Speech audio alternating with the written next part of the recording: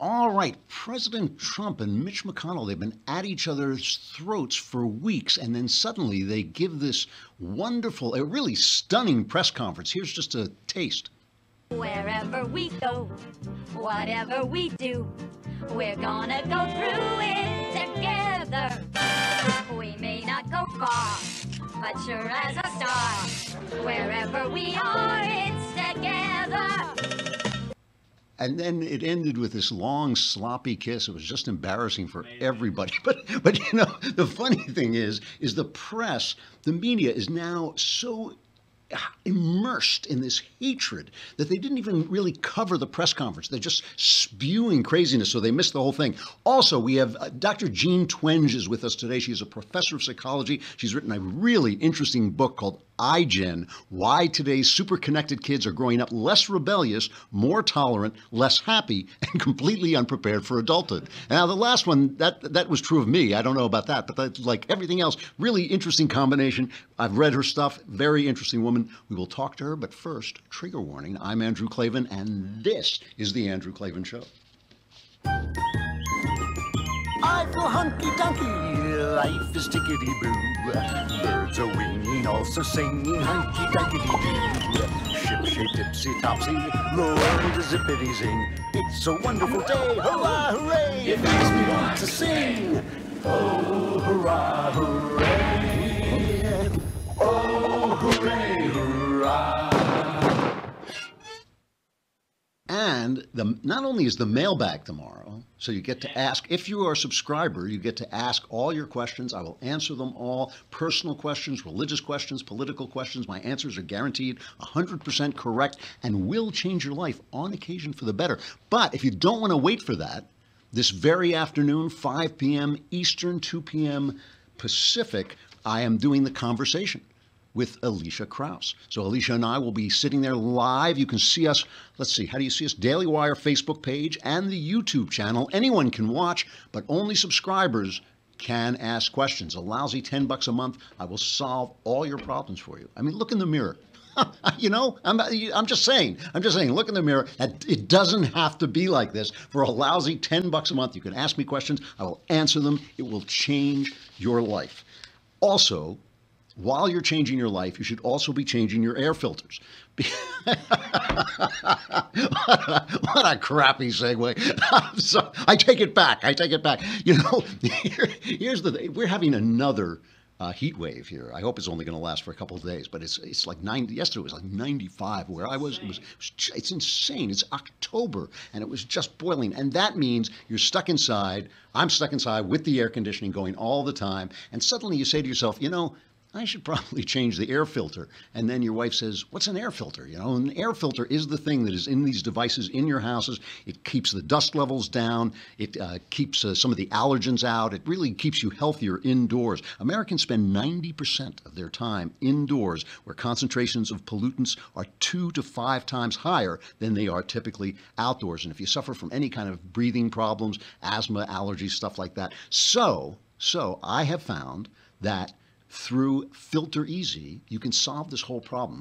The problem with air filters is remembering to change them and getting them changed, right? So what the average homeowner does is he changes his home air filters 1 to 2 times a year, but the minimum you should really change it is 4 times a year. This will give you a physical reminder that it makes having clean air in your home easy because they deliver it right to your door. You don't have to worry about the hassle of storing extra filters. You won't ever forget to change the air filters in your home again. They deliver the exact size home filter to your door when it's time to replace. We have this huge thing outside that we had to install because they said, you won't need air conditioning. I was like, put in the air conditioning, put in the air. I'm so glad we did, but you got to keep the air filters changed. Save 5 to 15% on home air conditioning costs by keeping your air conditioning and heating systems cleaner, and you save on maintenance of your air conditioner, obviously, because you're filtering it out. You can get started today. FilterEasy.com is offering all Andrew Klavan listeners their first delivery of standard 1-inch air filter for free with free shipping. That's a good price. That is really a good price. Never forget to change your air filter again. Visit filtereasy.com/Klavan or enter promo code Klavan on the homepage. F-I-L-T, no, it's Klavan at filtereasy.com. It's important stuff. Do it right now. I'll wait. No, I won't. But all right, so before we get into this press conference, I've just got to talk about the press itself, because the press is now like in a fantasy world of hatred. We had Knowles on yesterday talking about NBC. I'll get back to NBC in a minute. First, our friends at Project Veritas, James O'Keefe, who's been on the show, does this great undercover work. He's basically doing the job that journalists won't do, and he's gone after the New York Times, and they keep making excuses every time he gets another one of their editors saying, yes, we hate Trump. It's like, well, he's not important. She's not important. Maggie Haberman, one of their big reporters, was saying, oh, the New York Times plays it straight down the middle. And here's the thing. If you think the New York Times plays it straight down the middle, you are what my friend John Nolte calls bubble dumb. Because these people who work for the New York Times, they are not stupid people. They're not low IQ people. But if you are just surrounded by people who agree with you all the time, you become stupid because you don't understand the bigger picture. You just think your prejudices are reality. So James O'Keefe, one of his undercover reporters, caught an editor named Desiree Shue. Is that her name? Desiree, Shue. She's a senior staff editor on the homepage of the New York Times. And she just admitted, basically, that their reporting was trying to keep Trump from getting elected. And then she says something really interesting. Listen carefully to what she says then. I think one of the things that maybe journalists were thinking about is like, oh, if we write about him, about how like insanely crazy he is and ludicrous his policies are, then maybe people will read it and be like, oh wow, maybe like we should vote for him. Our main stories are supposed to be objective. It's very difficult in this day and age to do that. Why? Because when you have something like the Charlottesville story, it's hard to portray, for instance, the president in a unbiased light when the words that are coming out of his mouth are apologetic toward white supremacists, which is what they were.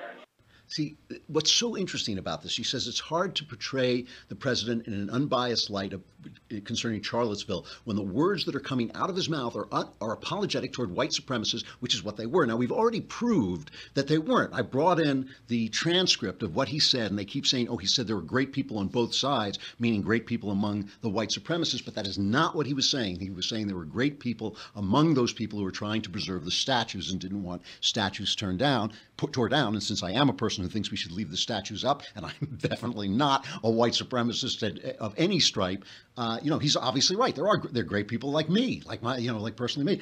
But what's fascinating about that is she doesn't even know it's a lie. She doesn't even know it's a distortion, and it's just one way of looking at it. So she can't tell that they are biased. She says she understands that it's biased to report the story so that Trump is a bad guy, but she feels that Trump is such a bad guy that how can you not be biased? So the New York Times is, a former newspaper. They have basically stopped doing journalism. But fortunately, don't worry about them because they have found something else to do with their staff. Here is, I am not making this up, an actual video the New York Times made of their staff going on to their new careers now that they have abandoned journalism. I'm just a Broadway baby, walking off my tired feet, bound in 42nd Street to be in a show. Oh, no, start over. Oh, Broadway baby, learning how to sing and dance, Waiting for that one big chance To be in a show.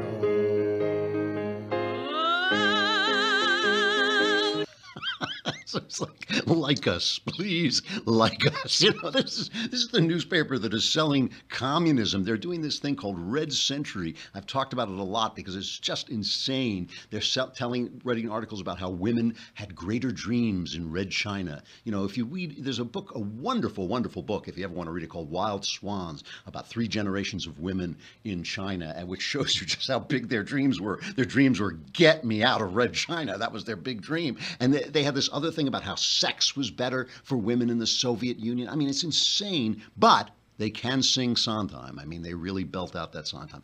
So before we get back to this press conference, also, you know, Knowles was here yesterday talking about the corruption at NBC, and it really is corrupt. I mean, it's amazing. Not just the silence, the cone of silence over the Harvey Weinstein story, shutting down SNL, pulling jokes out of Saturday Night Live, not letting the late night guys do their jokes, making Al Michaels apologize when he made a Harvey Weinstein joke during one of the football games. Didn't matter because no one's watching the football games anymore, but they made him apologize. You know, and we talked about the fact that they're the ones who released the Access Hollywood tape, a convenient 2 days before the second presidential debate, with Trump saying all those disgusting things about the way women would let you treat them if you're a star and all this stuff.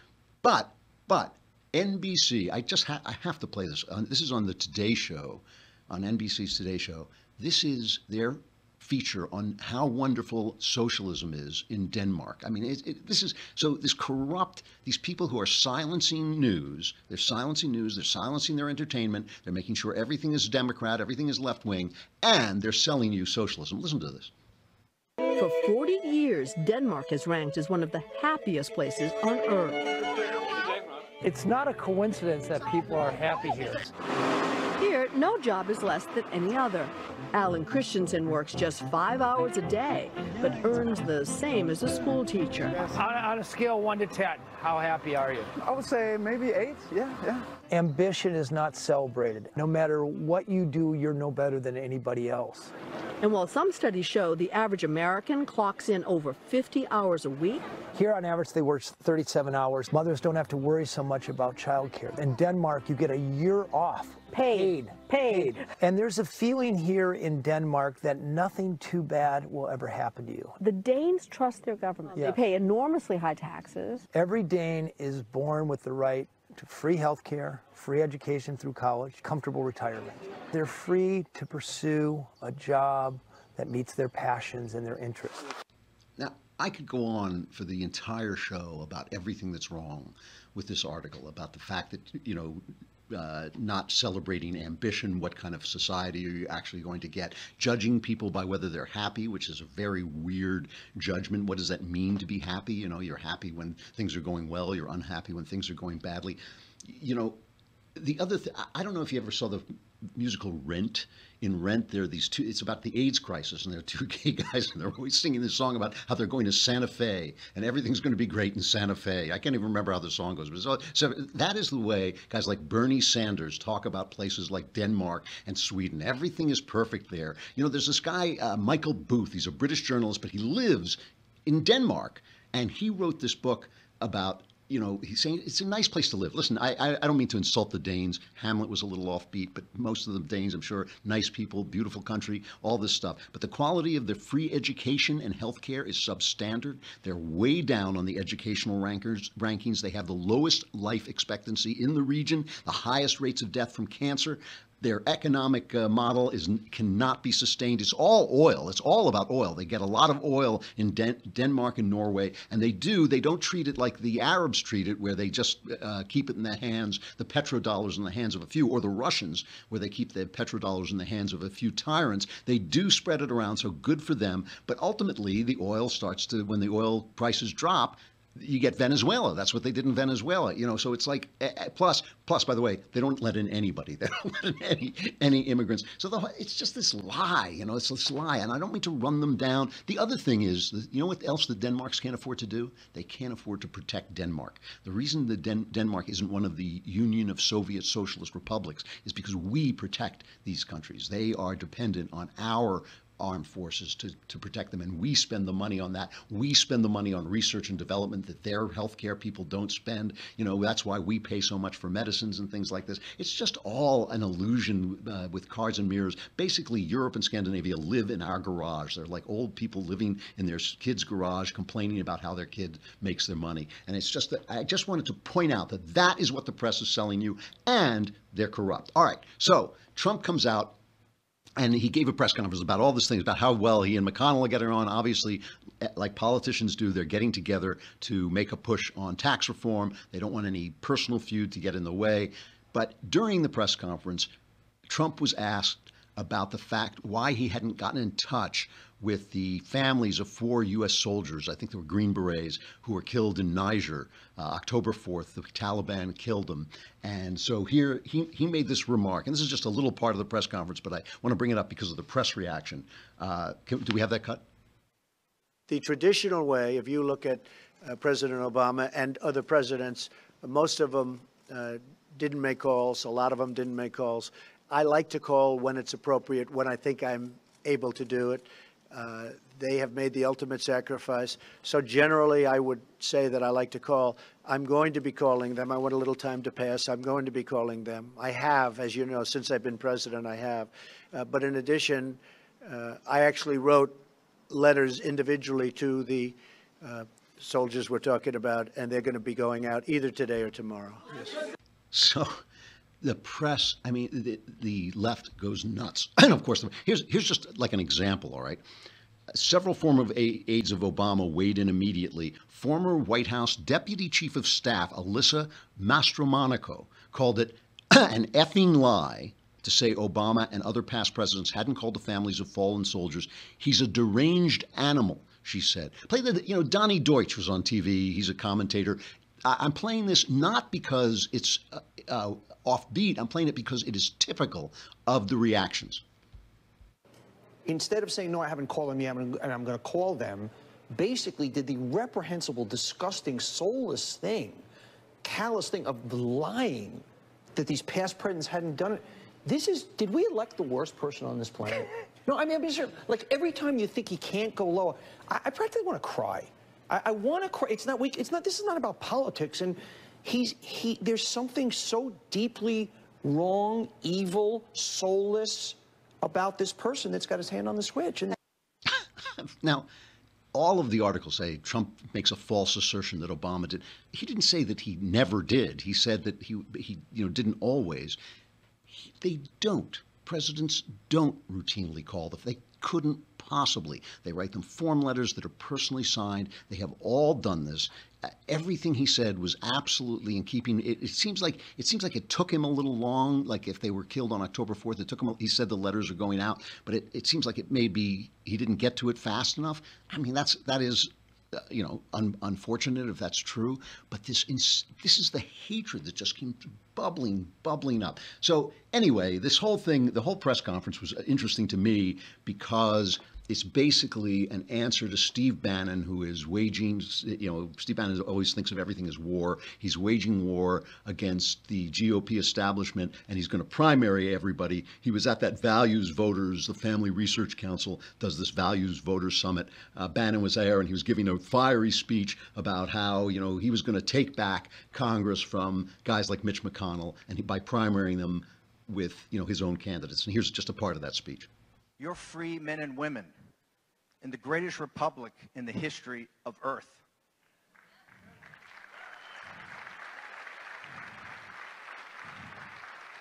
And why are we nationalists?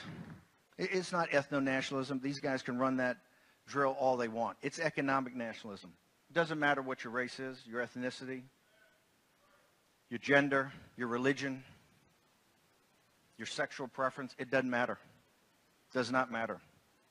As long as you're a citizen of this republic, that's what matters. Economic nationalism is what binds us together. Economic nationalism and understanding we're going to bring those jobs back. It's not the second law of thermodynamics why they left. There's no inexorable law that took those jobs to Asia and those factories to Asia and left us with gutted communities of opioid addicts. So that's Bannon, on the warpath against what he calls the GOP establishment. I just want to point out, though, that this Value Voter Summit, the Family Research Council, was deemed a hate group by the Southern Poverty Law Center, a hate group that has dedicated itself to calling conservatives hate groups.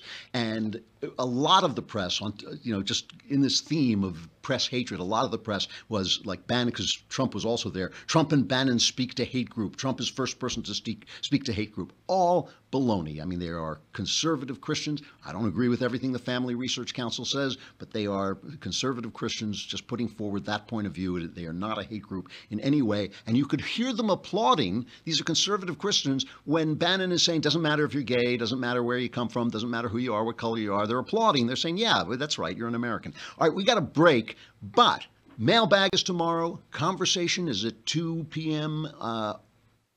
Pacific, 5 p.m. Eastern. We don't care about you Easterners, but it is 5 p.m. Eastern. If you want to hear the rest of today's show, you got to come over to thedailywire.com. If you want to watch the whole thing on thedailywire.com and ask your questions and have questions in the mailbag, have questions in the conversation, you got to subscribe. It's 10 lousy bucks a month. And if you subscribe for the year, it's only 100 lousy bucks. You can save 20 lousy bucks. Plus, you get the Leftist Tears tumbler. That is a lot of lousy bucks. We'll see you over at thedailywire.com.